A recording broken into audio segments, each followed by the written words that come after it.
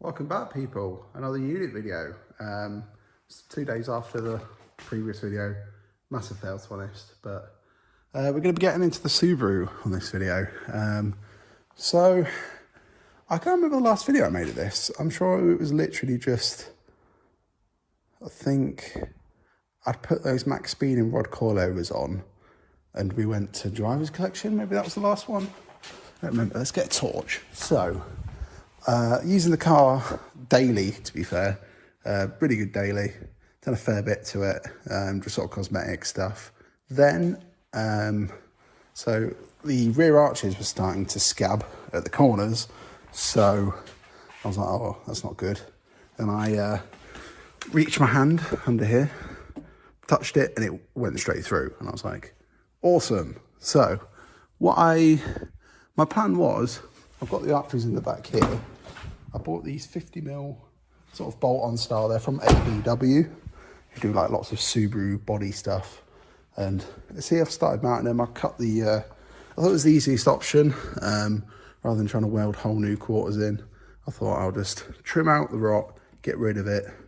You see where the bumper bracket had broken off as well. You know, on the return sort of lip here. I thought, yeah, I'll chop it out, redo all the underseal on the inside. You can see, looks all pretty nice and fresh in there. So picked up those arches. Other bits I did while I was still using it. Under here, I'll be able to see very well, but it's a bit better. Installed an unequal length manifold because my original mid pipe for the cats was rotten and it had literally like fallen off. So I found a guy selling a mid pipe. He also had a UEL manifold. So the car sounds cool now. Sounds like a proper Subaru. But we're going to get rid of this. Whole new suspension because the max speed rocks were terrible. These ones are dirty because they've been on the car for a while. I hadn't fitted the rears for quite a while, so that's why. Again, you would have seen, but if you look in there, they look really nice and fresh. I can't remember the brand on them, but they're pretty good. They're adjustable, and they're just mint. They were really cheap because they were listed for a Forester, and I thought, oh, they look like later Forester, which had a different style suspension design. I was like, they look like they fit a first gen Forester or an Impreza, and they do. I just had to swap top parts over because they were slightly different. I think it's between Forester and Impreza that they're different. Yeah, it's got all new suspension on it. I don't remember if this was fitted. I found a boot lid locally off a Turbo 2000 that had the right colour mid-wing and top wing. So I took those off of the old boot and fitted them to my boot because I want to keep my original badges, like the Impreza GL all-wheel drive, and that's on there. But yeah, wanted to keep them just because I'm not trying to like badge it. But yeah, what else have I done? Fitted a, it's full of parts at the back at the moment. Fitted a nice Halford subwoofer I found for £20. So it got me banging tunes. Issue with the brakes at the front, one of the calipers is sticking. So I found these really cheap. They are off a new age, but I think they're about 300mm discs and 4-pot calipers. So should be able to clean those up, make it look nice. Inside, only thing I believe I've changed, I found a doubled in surround from a Forester in a scrapyard. I've got this old 90s, sort of 2000s Pioneer Carros area doubled in. Just sort of fit with the sort of 90s, 2000s theme on the car. From the same guy I got the manifold from, I picked up this as well, which is like a Momo, like an OEM one out of an Impreza or, you know, that sort of thing, which I think looks pretty all right. You can tell a Subaru driver has zoned it because the top of the wheel is very worn, you know, fucking gangster leaning. We picked up the front bumper from a Subaru breaker, sort of not far away. He had the arches, the front bumper, the grille. Don't know if I'm going to use this or not, as it's quite poor condition. The bonnet, which needs new grills because they are broken. That's why they're cable tied in. I'll get a nice bigger hood scoop because, again, the tabs are broken on it. And it's just cable tied in for now. Let's open the bonnet. Under here, everything's pretty much the same. Under here, I fitted a cheap PA speaker because it's good fun and you can shout at people while you're driving, which is quite funny. You can also play police sirens and all that, but obviously we didn't do that because that's illegal. That's the subwoofer wire in there.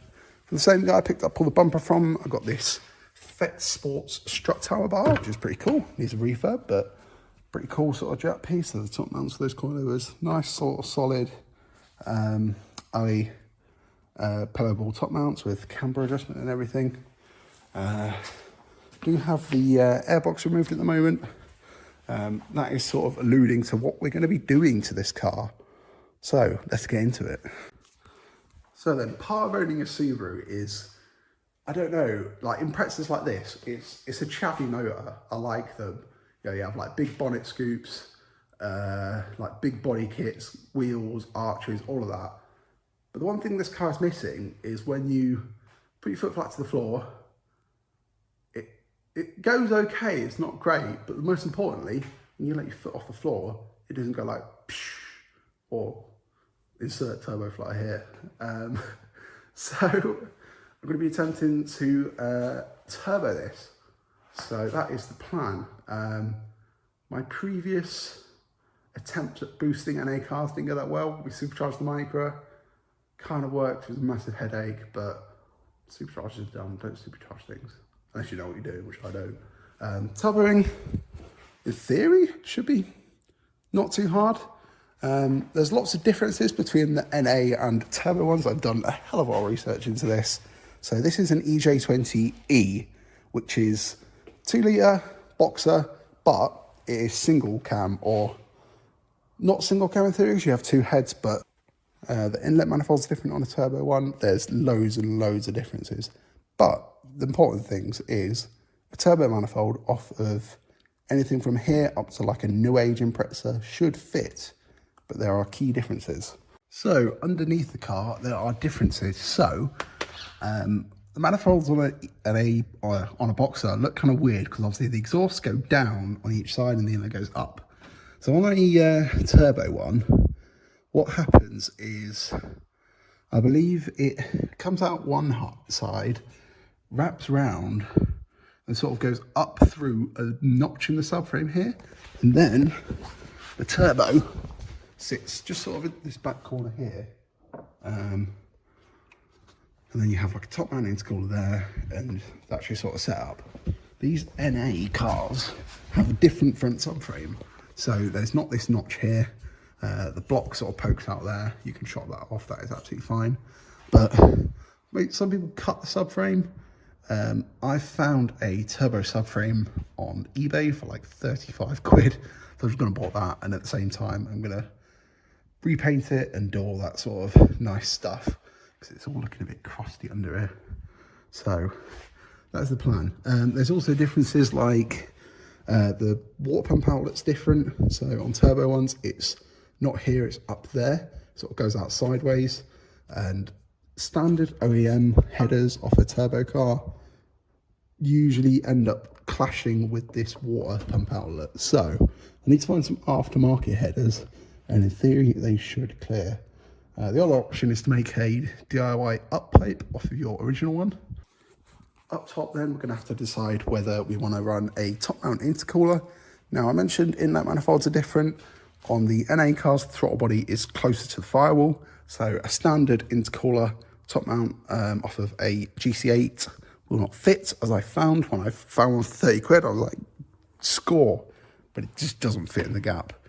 You can use a later top mount intercooler off of like one of the 2.5 litre turbo Imprezas. I don't know if it's Hawkeyes that had them, I'm not too sure. They do fit, but you run into issues with, like, they have a Y pipe underneath that links to the turbo here, and it's all a bit sort of difficult to sort of fit in, but you can do it. The fuel rail gets in the way and all sorts, but we'll decide. Unless I can find a cheap front mount kit, I'll probably just go with one of those intercoolers, because they're like £40. It's cheap. But then part of me is like front mount, because the bumper's already been cut for front mount, and there's just kind of a big gap there, isn't there? I'm going to paint all this rad support and stuff so it's clean underneath, but we'll see. Now, you can't add a turbo on an NA car, just expect it to run perfectly.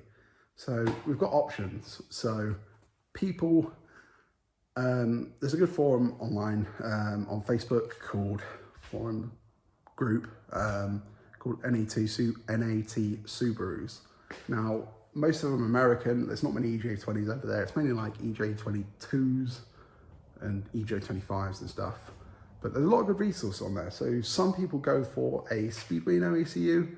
Other people, if you're running sort of 5 PSI, 7 PSI, you know, like a little bit less than standard boost pressure on a turbo, you can get away with running a upgraded in-tank pump and a rising rate pressure regulator, similar to what I had on the Micra. So we'll decide when we get to it. Obviously we'll need an AFR gauge as well to monitor what the air fuel ratio is the same, because lean with turbo means bang, means detonation and engine kaput. So we've got decisions to do, but first let's start with stuff like moving the subframe and, you know, getting stuff off that we can do. I will have to do a clutch on this. It's not slipping at the moment, but the biting point is high and it's only going to get worse once it makes more power. So there's that to do as well. But yeah, I don't know if I'll include fitting or removing subframe and stuff all in this video, because this video is mainly just going to be like a talking video, sort of introducing you to what I'm going to do with the car and, you know, sort of what to expect with it. Not many people in the UK have done like NAT Subarus. There's one guy I found on YouTube who posted it, sort of going around his setup and stuff, and it looked like it worked pretty well. So that was on a Saloon GC8. So yeah, why not, you know? If I wanted to put like a proper EJ205 in it, bare engine's like 1,500 quid. I should be able to do this fairly cheaply if I get all the bits at the right price, used, etc. We should be able to have a fun car. Most importantly, we're not going to go blow-off valve as well, so there won't be like a bois. It's going to be no, I'm not doing the noise, I can't do it, but it should sound pretty cool. And yeah, it's a Subaru, it's got to be turboed, it's got to have a big bonnet vent, root through, big intercooler, you know, just look pretty pretty chavvy, pretty boy racer. Yeah, we're gonna keep it all green as well. I've got skirts to fit as well that I got. Yeah, she's gonna look spotty dog. So yeah, look forward to some videos on the Subaru. If it's your sort of thing, I hope some people will want to watch it. I'm gonna try and make videos more often now that I have a place to make them. Let's do it. See you in the next one.